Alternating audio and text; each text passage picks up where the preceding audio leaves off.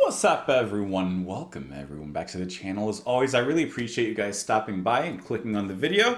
What are we doing today? We're listening to this band Motorpsycho. I've never heard of them, but we're listening to them today, so we're going to hear them right now. We're going to listen to the first track, the title track of their album, The All Is One, which was released in 2020. This particular track / album / band has been suggested to me by Murdoch Reviews, Ilthalium, and D. So Said. Hope I pronounced all of those correctly, so thank you guys so much for the recommendation. Like I said, I've never heard of this particular band, but I have seen their name pop up a lot of times in the suggestions from you guys. And I also know that you guys had also particularly suggested, I guess, the middle track, which is basically like 40-something minutes long if you put all the parts together. So perhaps one day we'll venture to that. But for now, let's just go ahead and take a bite-sized sample of the band, and we'll talk about it after. The All Is One, the first track on the album. Here we go, guys.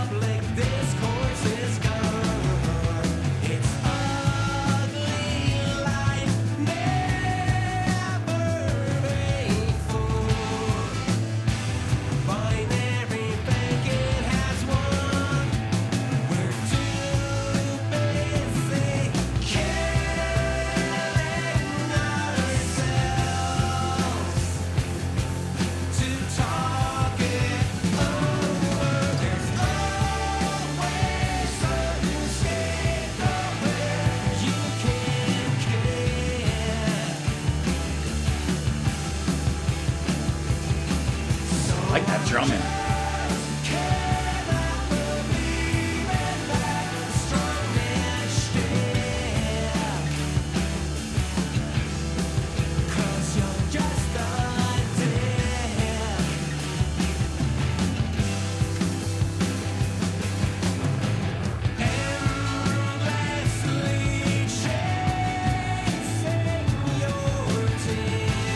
I hear that mellotron sneaking in.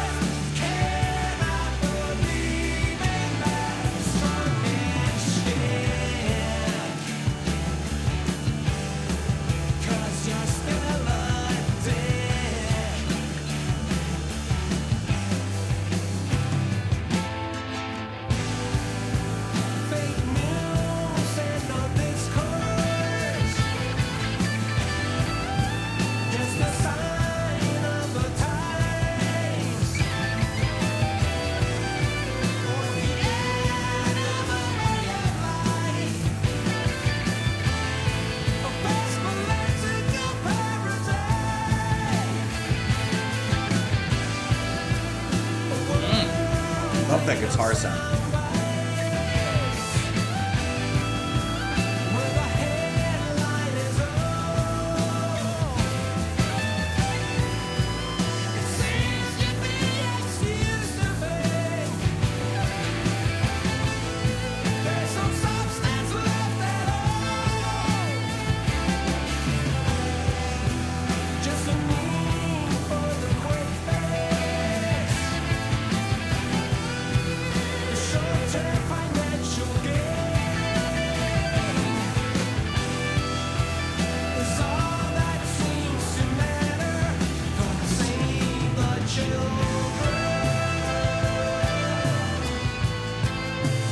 Nice little change.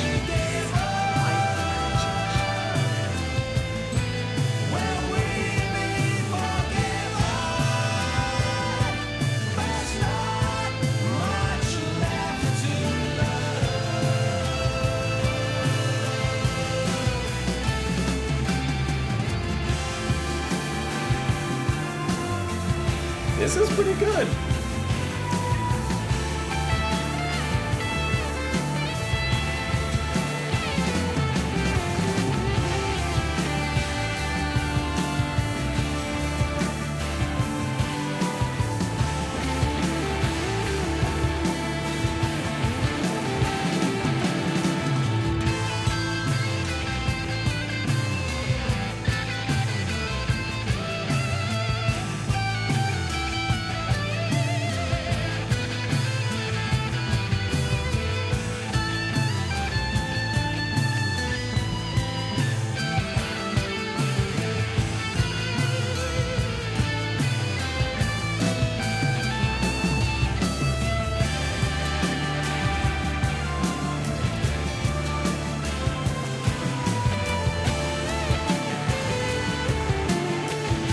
I love when the Mellotron kind of breathes just underneath it all.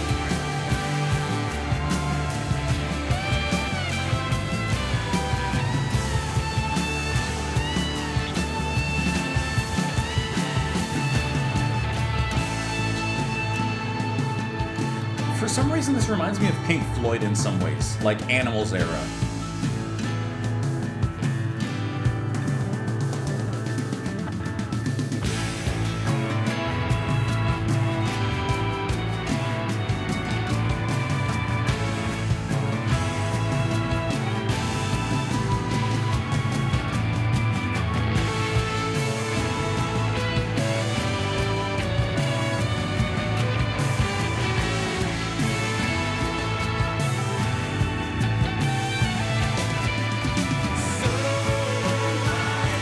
Back together.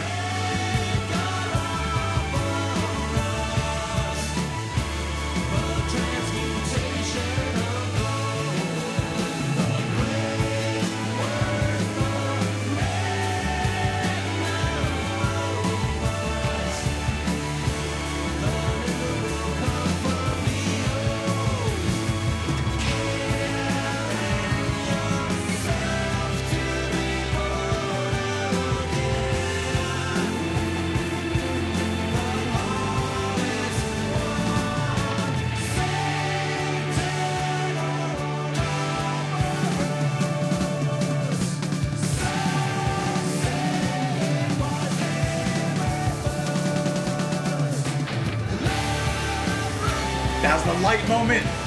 That was the stadium lights coming up moment.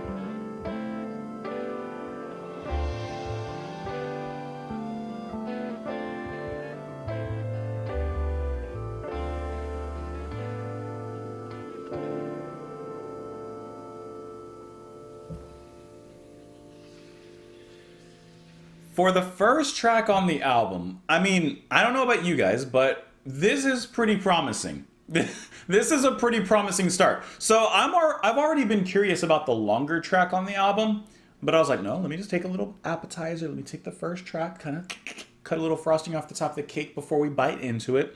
And this does leave me a little bit curious as to how that epic of a track stacks up, and how the rest of the album in a way stacks up as well, because I thought this was fantastic.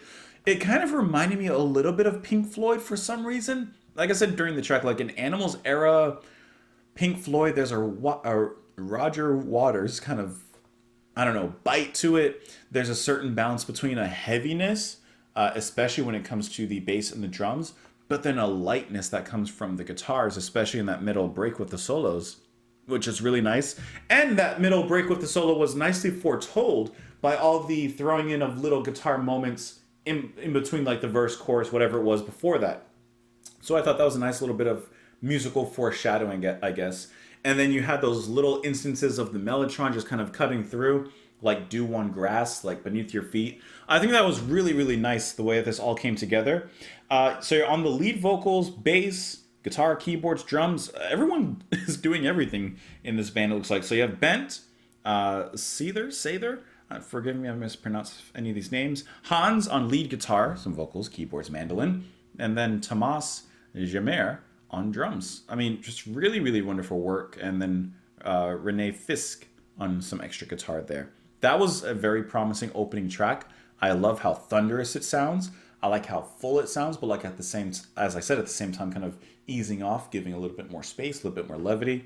And the ending, I thought, was actually a really sweet ending, allowing the bass to come up and fill in moments kind of like Mike Rutherford would in like early Genesis. The same way that he would fill in certain moments there. Like, for example, think of Fourth or Fifth, right?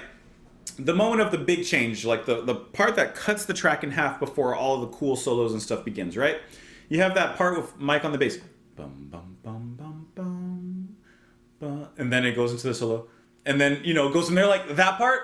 For some reason, the ending of the All Is One reminded me of that. But maybe that's just me. I don't know. So, also, I couldn't find lyrics when I was looking them up. So I do not have the lyrics in front of me. I was trying to listen to what they were saying. And as far as I can tell, it sounded like it was talking about kind of modern divide between people, politically, culturally, just in all these different ways that people are divided. But at the same time, it's very simple for all of us to kind of like get on the same page. Like, it's not that hard, bro. Kind of. So I think that's what the lyrics are describing. But like I said, I didn't have them in front of me. I was looking, but I could not find anything. So I'm just going off of what I heard. Anyways, great track. Let me know if you guys want to hear some more. Let me know what you thought. Are you curious? Are you not curious? Put it in the comments. Follow me over on Twitter. Support the channel on Patreon. Thank you so much for being here. And I'll talk to you guys later. Bye.